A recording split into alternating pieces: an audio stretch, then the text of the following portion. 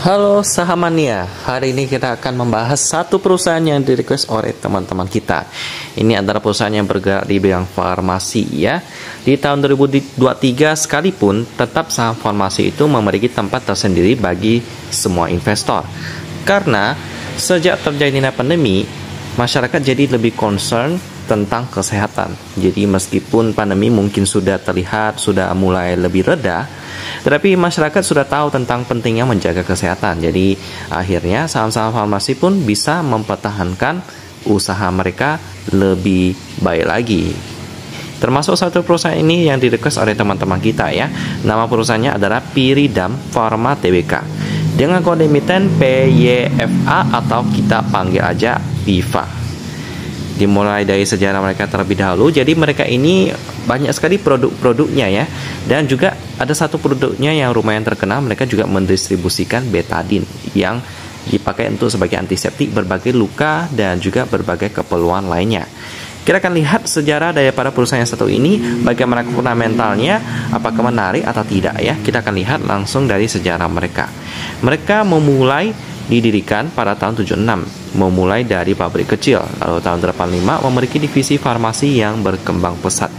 Dianugerahi dengan gelar mitra dengan kinerja baik pada tahun 94 oleh Kementerian Pertanian, dan setelah itu peningkatan yang dipercepat memungkinkan Pyridam membangun pabrik produksi baru di atas lahan seluas 35.000 meter persegi di Cianjur, Jawa Barat.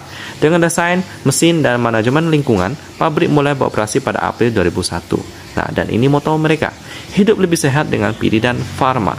Ya, simple tapi lumayan penting. Lalu untuk sejarah lebih lengkapnya kita bisa lihat di sini ya. Jadi kan dia mulai didirikan pada tahun 76. Tapi untuk bidang farmasinya tahun 85 baru mulai benar-benar ekspansif. Ya, ada produknya yang mungkin teman-teman kenal.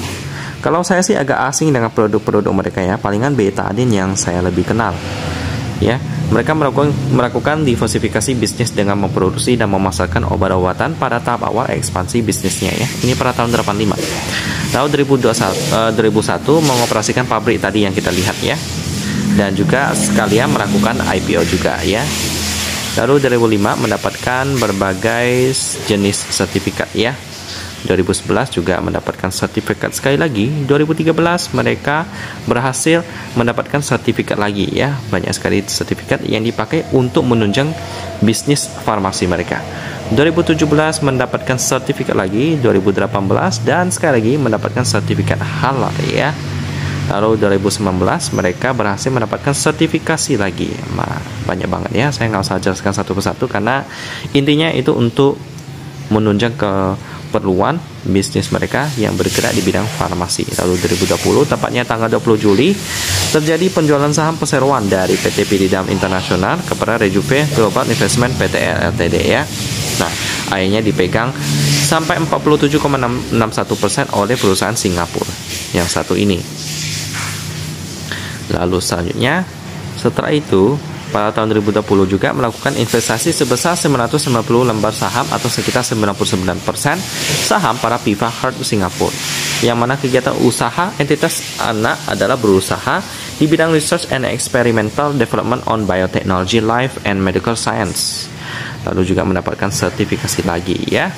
2021 mereka melakukan banyak sekali hal ya, seperti menerbitkan obligasi untuk menunjang usaha mereka, lalu pembukaan kantor perwakilan di Korea Selatan juga, lalu ada sertifikat halal lagi, sertifikat ISO lagi, pendirian 4 anak perusahaan ya, dimana ada PIFA Medica Indonesia, lalu ada PT Mega Interdistrindo, lalu PIFA Investama Medica, lalu PIFA Sehat Indonesia. Lalu setelah itu di ke-6, penyelesaian transaksi pengambil bagian saham baru pada Fullerton Heart Indonesia Group oleh PIFA Investama Medica ya, menyelesaikan transaksi saham baru yang mengakibatkan PIM memiliki 10% dari modal ditempatkan dan disetor pada PT Tirta Medical Center PT Fullerton Health Indonesia, PT Global Assistance and Healthcare, dan PT Global Asistensi Medika pada tanggal 4 Juni 2021. Yang mana seluruh perusahaan tersebut merupakan perusahaan bagian daripada Fullerton Health Indonesia Group. Lalu di ketujuh mendapatkan banyak sekali penghargaan ya. Lalu 8 penyelesaian transaksi pengambil alihan saham para PT Holy Pharma oleh PT Biridam Pharma Tbk. Jadi mereka mengakuisisi PT Holy Pharma pada tanggal 28 Desember 2021. Merupakan suatu perusahaan yang bergerak di bidang antara lain industri pengolahan produk farmasi untuk Indonesia, untuk manusia maksud saya ya, mencakup usaha pembuatan dan pengolahan obat-obatan, suplemen kesehatan dan berbentuk jadi sediaan untuk manusia ya. Wah, ternyata website PIFA ini juga ternyata ada typo juga ya, sedikit typo, jadi mungkin bisa diperbaiki sih ya, seperti bagian pengolahan dibilang pengolahan. Jadi itulah sekilas tentang sejarah mereka ya. Jadi mereka udah berpindah tangan ke perusahaan Singapura ya. Lalu produk-produk mereka ada apa aja ya? Ada banyak banget, ada consumer health, lalu ada juga ada PIFA estetik, lalu ada juga prescription juga ada, biomedilab juga ada, medical device juga ada ya. Ada banyak banget di medical device-nya, seperti itu ya, bisa patah tulang atau patah leher, ada penyangganya. Lalu ada juga steril dan injection. Nah, untuk lebih lengkapnya sih nanti kita bisa akses di sini menunya ya, tapi kita nggak akan bahas terlalu dalam. Selanjutnya kita akan lihat bagaimana juga penunjang bisnis usaha mereka yang lain juga. Jadi mereka menyediakan berbagai jenis usaha untuk para mitranya, rekan kerjanya ya, seperti marketing authorization holder. Jadi itu artinya mereka itu memberikan sebuah kerjasama dengan perusahaan-perusahaan internasional. Contohnya ada perusahaan dari internasional yang mau memasarkan produknya ke Indonesia. Nah, mereka bisa bekerja sama tuh dengan PIFA, biar nanti PIFA yang bantu marketing ya, gitu. Lalu ada consumer health, prescription juga ada yang kayak tadi. Lalu toll manufacturing itu misalnya kalau kita ingin membuat sebuah merek obat ya, dengan merek kita sendiri tapi bahannya dari PIFA ini. Nah, mereka bisa bantu produksi juga ya. Yang penting pastinya harus ada izin edar juga. Lalu ada joint marketing, affiliate marketing juga ada ya. Ini lebih ke untuk rekan kerja sih. Memang kalau kita mau berbisnis itu butuh rekan kerja biar bisnis kita bisa berkembang. Jadi itu yang dilakukan oleh PIFA ini ya. Kalau kita lihat di sini, bisnis mereka yang bergerak di bidang farmasi ini juga berbagai bidang usaha, bekerja sama dengan banyak orang. Kayaknya sih oke sih ya. Tapi bagaimanakah fundamentalnya ya? Nah, ini yang kita mau lihat. Kita akan lihat dari pemegang sahamnya dulu.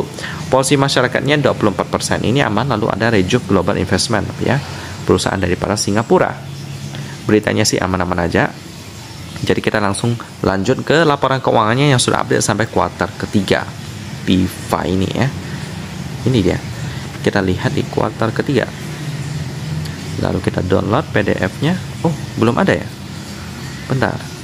PIFA betul. Oh iya betul ya, 2022. 2023 sih belum ya. Oke, kita tunggu dia loading. Sampai tunggu kita lihat yang bagian RT bisnis aja ya. Oke, kayaknya cukup lama, kita refresh saja. PIFA. Oh, udah error lagi dia. Memang sering ya, mungkin karena servernya down. Nah, sekarang udah bisa. Di 2022 kuartal ketiga. Kok belum ada lagi? Coba kita terapkan. Ini dia. Kita download PDF-nya, lalu kita bandingkan dengan yang RTI Business punya.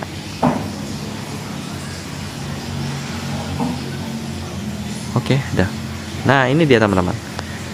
Kita langsung masuk ke bagian untuk mata uang pelaporan rupiah pembulatan satuan. Jadi kita langsung pakai aja, nggak usah kali-kali. Untuk laba rugi untuk entitas induk dia sebesar 288 miliar rupiah. Yap, meskipun operating profitnya rugi, tapi ternyata net profitnya cukup banyak ya. Ini mungkin kenaikan aset saham yang mereka pegang. Karena kita tahu sendiri bahwa mereka ini mengakuisisi sebanyak sekali perusahaan. PER-nya 1,19 kali, murah banget. PBV-nya juga masih murah 1 kali ya. Ya. Selanjutnya di sisi liquidity-nya bagaimana, kita coba cek. Untuk aset lancarnya seberapa besar? Aset lancar 535 miliar rupiah. Untuk liabilitas jangka pendek itu 271 miliar rupiah. Jadi masih lebih gede aset lancarnya ya. Nice. Selanjutnya untuk turnover hariannya, ini agak sepi sih. Ini sangat sepi banget, cuman 32 juta rupiah. Ya, jadi ini saham memang kayak saham yang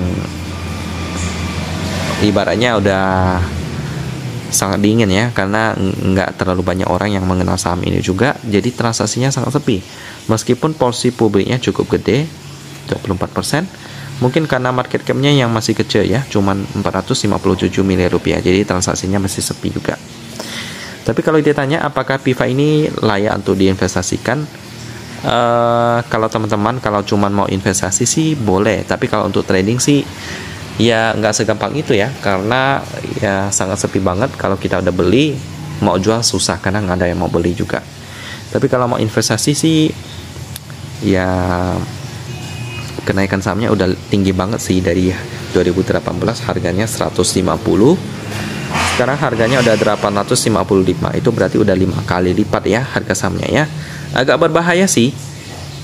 Jadi ya kalau mau coba-coba sih boleh-boleh aja ya, tapi jangan lupa untuk melakukan diversifikasi dan memakai uang dingin. Jadi gitu aja pembahasan tentang PIFA, saham yang transaksi hariannya sepi banget, tapi fundamentalnya sih oke-oke aja sih. Saya tutup dan kita ketemu lagi di video selanjutnya.